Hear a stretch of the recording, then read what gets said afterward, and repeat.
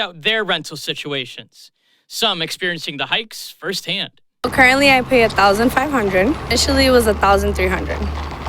Yeah, so it's gone up. It's gone up a lot. Once cost of living started going up at the same time towards the end, the end of like last year, they raised it about $300.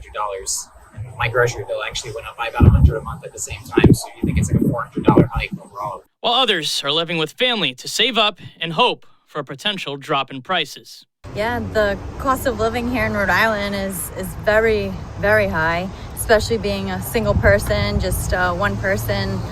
Trying to find something reasonable to rent around here is not easy. It's not worth it right now, in my opinion. I mean, if they're just going to keep going up, I'm just going to put myself back in a situation I can't afford again. When I first started looking, it was astronomical, the prices they were asking, and you look at what's included or the area, and you kind of just scratch your head and say, is that really worth it? And it wasn't. I just think they need to be more mindful.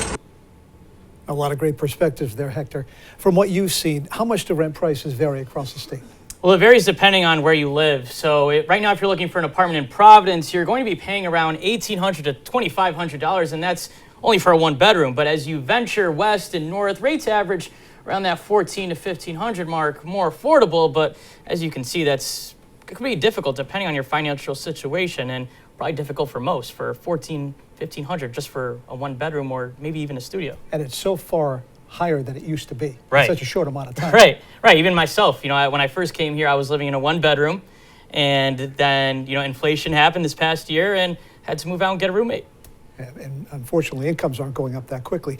Two questions for you, Hector. One, how much affordable housing is there for low-income Rhode Islanders in Rhode Island? And second, what's the state even trying to do to improve this?